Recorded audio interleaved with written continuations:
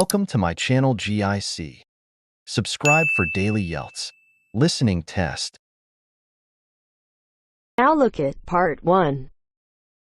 Part 1. You will hear a conversation between a visa officer and an applicant. You have 30 seconds to read the questions first.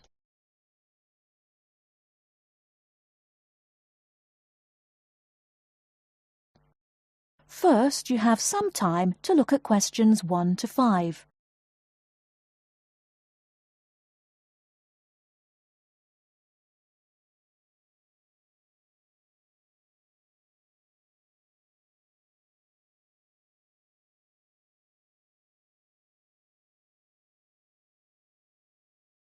You should answer the questions as you listen, because you will not hear the recording a second time. Listen carefully and answer questions 1 to 5. Good morning, Visa Office. How can I help you? Good morning. I'd like to apply for a visa to Australia, please. Certainly, sir. I'll just get a form and then I'll need to take some details down. OK, here we go. Right. Can I have your name, please? Yes, it's Akamora. Kelly Akamora. How do you spell that, please? K-E-double-L... No, your family name, please. Oh, sorry. It's O-K-A-M-U-R-A. O-K-A-M-U-R-A. And your address?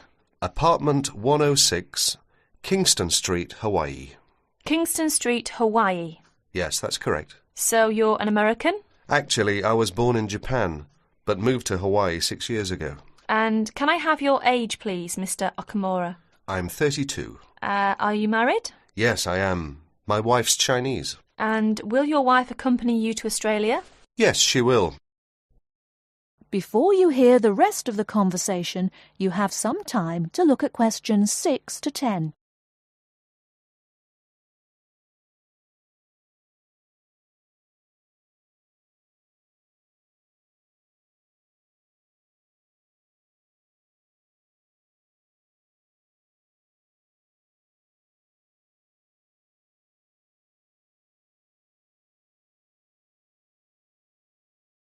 Now listen and answer questions 6 to 10.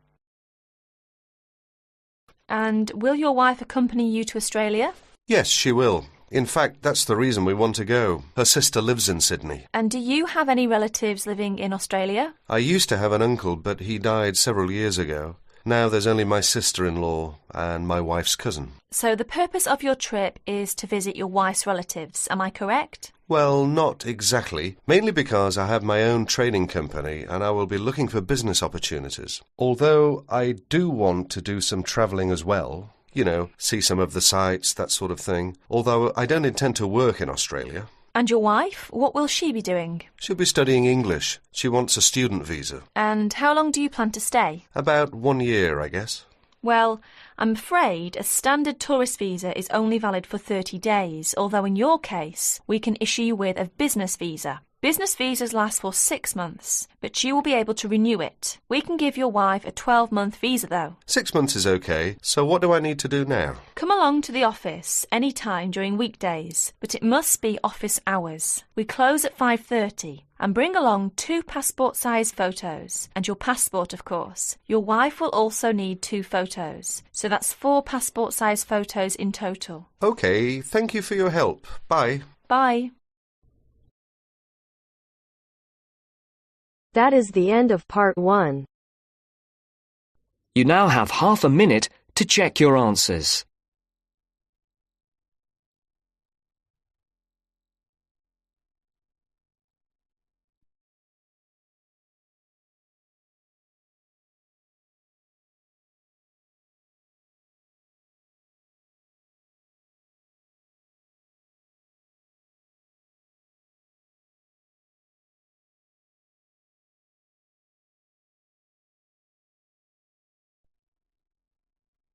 Now turns to Part 2. Part 2. You will hear 2 first-year engineering students discussing their project on devices which have been specially designed for use in developing countries. First, look at questions 11 to 14.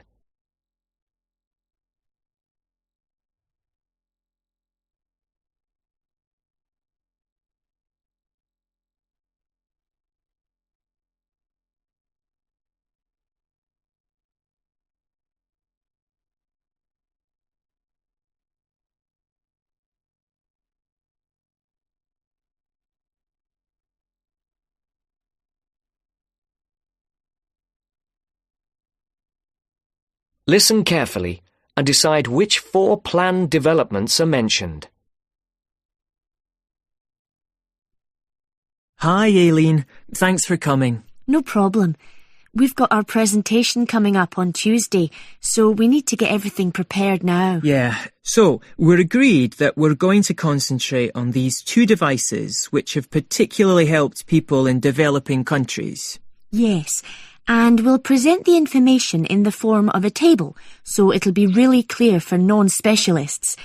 We'll have 3 columns, using the headings we discussed in the last seminar. OK, I've got those here. I'll make notes. So let's start with the clockwork radio and how it works. We'll obviously say how it's powered, i.e. that it's wound up. Yeah, and we'll also need to explain how the energy is stored. OK, in a spring. Fine, keep it simple. But we also need to say that the thing which makes the mechanism so special is the inclusion of a gearbox, which makes it possible to release energy extremely slowly. And that means that it can operate for a long time with minimal effort. OK. Now, the next section is what are its benefits? I suppose we just need to emphasise that it costs a lot less than radios which use batteries. And if we want to, we can explain that these can cost as much as a week's wages in some parts of the world. Absolutely. And related to that, of course, is the fact that people don't have to depend on buying anything in a store, which in remote rural areas is really important. And then in the developments column, I think the most important thing we need to say is that the combination of the wind-up mechanism with a solar cell means that during the day it runs on the sun's energy, and you only have to wind it up when it's dark, which makes it a much more attractive option. And that's probably that for the radio. Yep.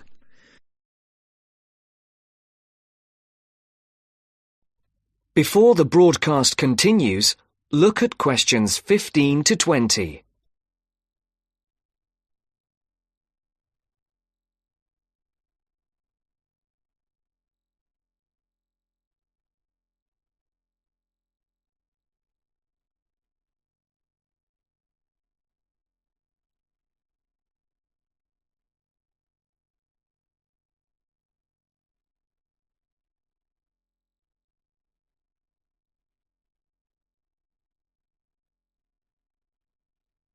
You will now listen to the second part of the talk.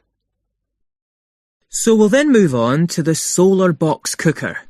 And again, let's keep the description of the mechanism very simple. We need to say that it uses sunlight rather than conventional fuels to cook food. But we also need to explain 2 elements of why it's so efficient. Yeah. The fact that sun's rays enter through a plastic cover. Better call it a lid. I thought it was made of glass. Not according to my research. OK. And then we just say that light is transformed into heat and... Because it has a longer wavelength means that it gets trapped. And so it cooks the food. Good. Right. And then where do we begin on the advantages? There's so many. I suppose we have to begin with the fact that you no longer need to cut down trees, which brings a whole raft of other benefits in its turn. Sure. And related to that, I think we need to say that because dung is no longer needed as a fuel for cooking, it can be used as a fertiliser. Which leads to better harvests. And then there's the fact that there is absolutely no smoke. I was reading somewhere that there's a huge incidence of lung complaints, especially among women and children who have to breathe in smoke from conventional cookers. So that's another plus point. Yep. And then we need to say something about the way cookboxes have been improved. I think we can emphasise the fact that a reflector is often added at an angle to the lid to maximise the amount of light entering. Yes, good point. And also, I read about the fact that the floor or base of the box is raised, which improves heat retention. Oh, and I think we should mention the fact that many of the new boxes have a sloping or inclined lid, which increases the surface area to capture the sun's rays. Yes, that's a good point to finish on, I think. So, I'll write up that table on an OHT if you like, and we're all set for our presentation. Yes, great. If there's anything else that you think we should discuss...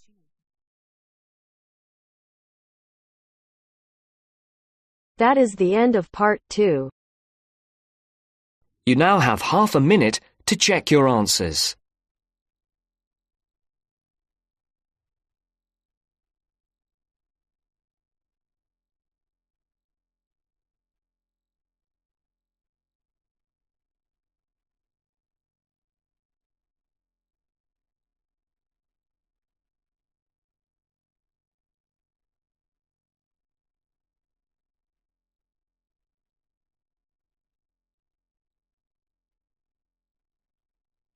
Now turns to part 3.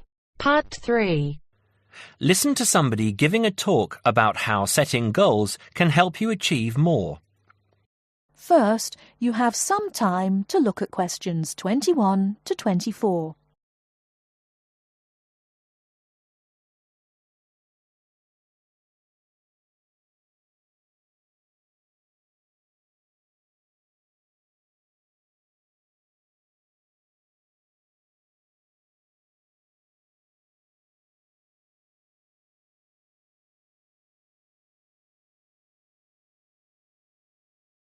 Now, listen carefully and answer questions 21 to 24.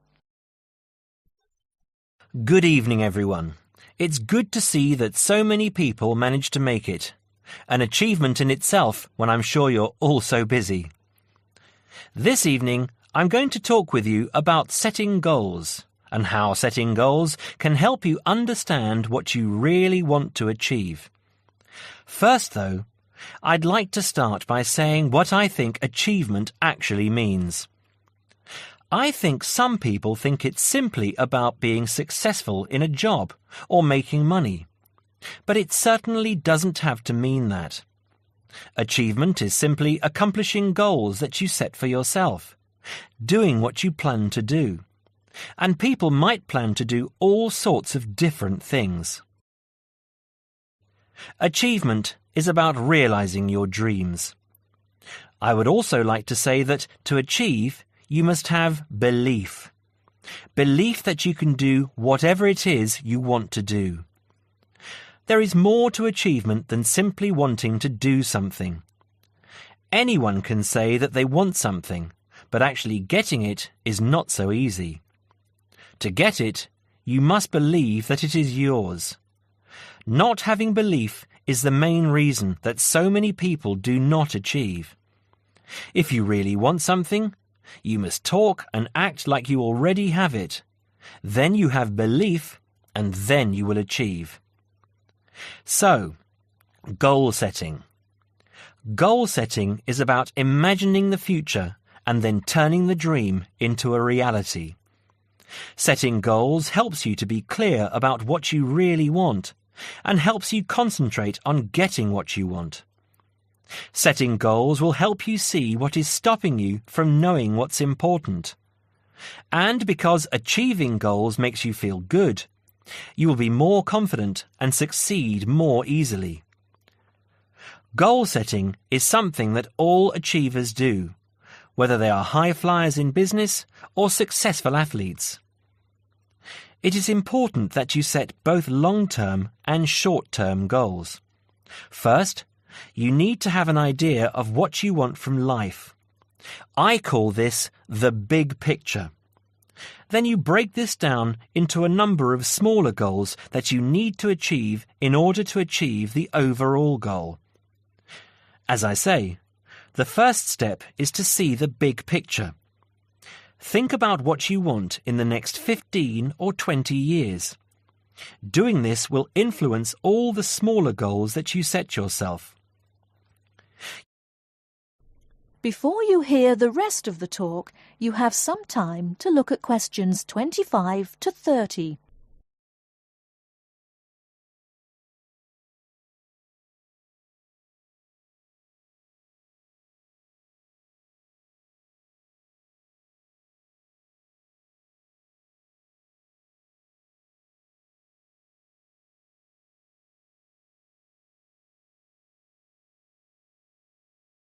Now listen and answer questions 25 to 30.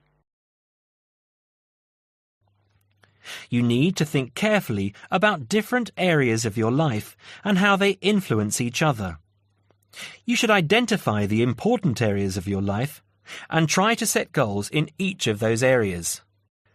Here are the areas that most people want to focus on, but remember that everyone is different. First, think about your career. How important is your career to you? Do you want to be a manager or run your own business? Or are you happy working for other people? Connected to this is the financial side of your life. What sort of income do you want to have? Is wealth important to you?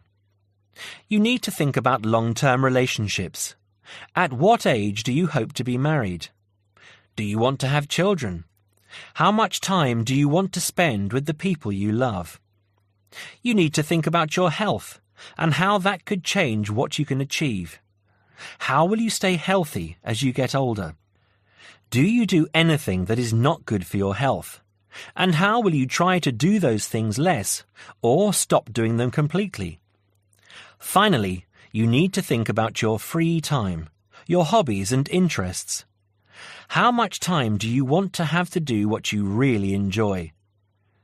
It is difficult to achieve goals in one area if you feel that you don't have the time to do the things that really make you happy.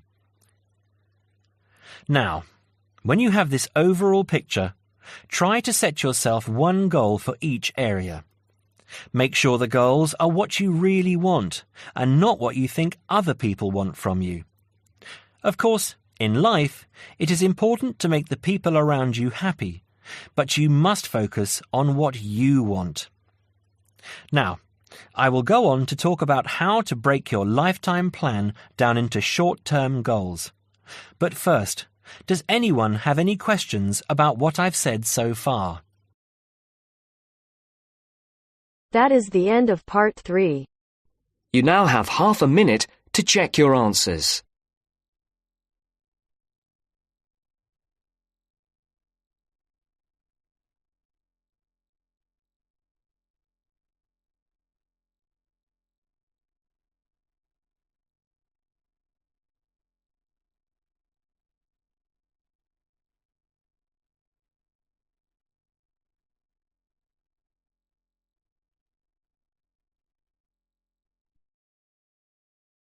Now turns to part 4.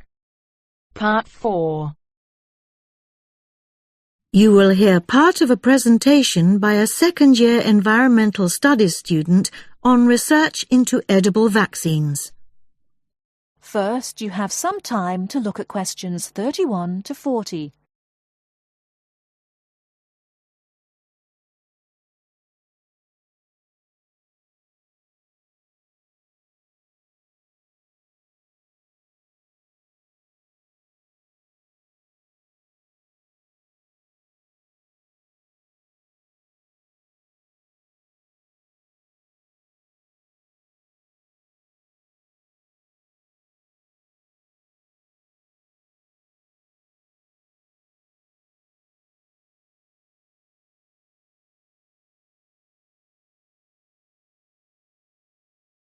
Now listen carefully and answer questions 31 to 40.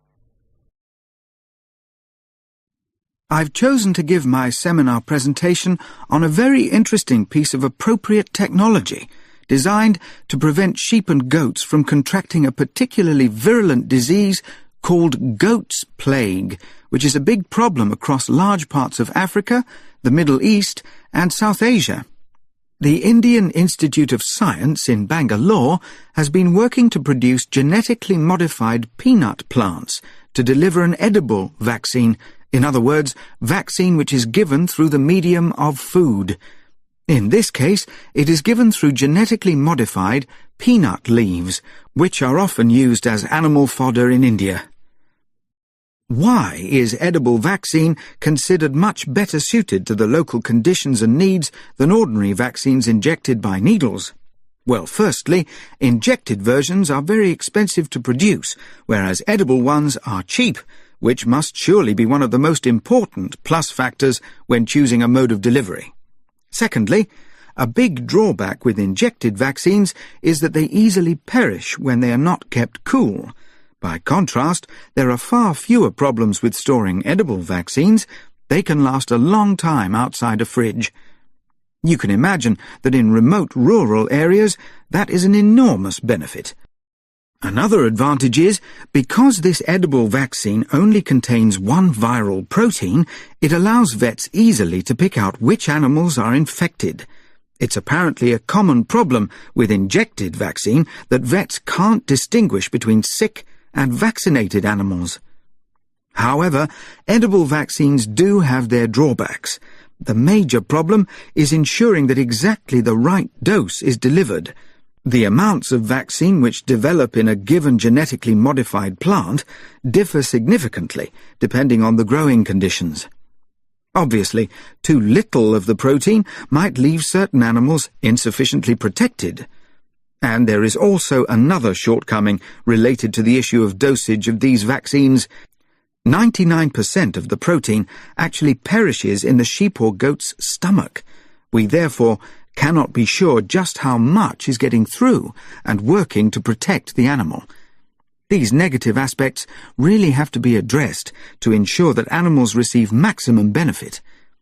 And finally, as with all GM crops, the transgenic peanut plants will have to be grown under strict supervision if we are to ensure that it does not contaminate peanuts grown for human consumption. Now, moving on to the next part of my seminar presentation.